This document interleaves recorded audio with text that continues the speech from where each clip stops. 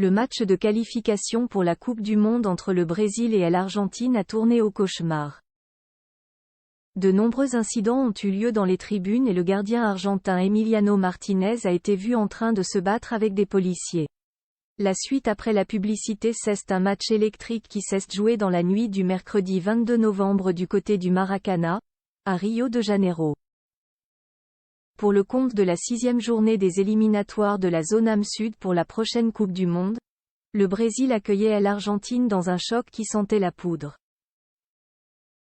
L'antagonisme entre les deux plus grands pays de football en Amérique du Sud est à son paroxysme depuis que l'équipe de Lionel Messi est devenue championne du monde au Qatar.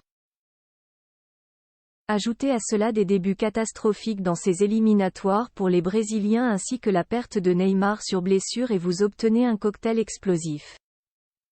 La soirée n'a pas mis longtemps à dégénérer et près de 30 minutes avant le début de la rencontre, de gros incidents ont eu lieu dans les tribunes entre supporters argentins et brésiliens. Des affrontements ont alors opposé les forces de l'ordre locales aux supporters argentins, ce qui a rendu fou de rage Emiliano Martinez. Le gardien de la sélection argentine, connu pour son geste obscène après la finale de la dernière Coupe du Monde, n'a pas hésité à se jeter littéralement dans les tribunes pour empêcher les policiers brésiliens de s'en prendre physiquement à ses compatriotes.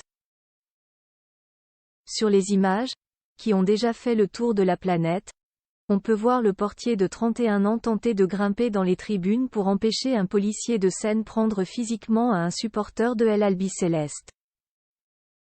Malgré ces terribles affrontements, le match entre le Brésil et l'Argentine a bien eu lieu et les coéquipiers de Lionel Messi en ont profité pour enfoncer leurs rivaux encore un peu plus dans la crise.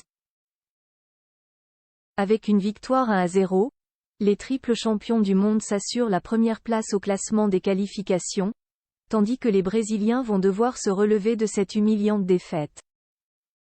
Nous avons vu comment ils frappaient les gens. La même chose s'est produite lors de la finale de la Copa Libertadores. Réprimer le peuple avec les bâtons, a déclaré l'ancien joueur du Paris Saint-Germain après la victoire de son équipe. Fidèle à sa réputation, Emiliano Martinez a encore fait parler de lui, comme après la victoire en finale de Coupe du Monde.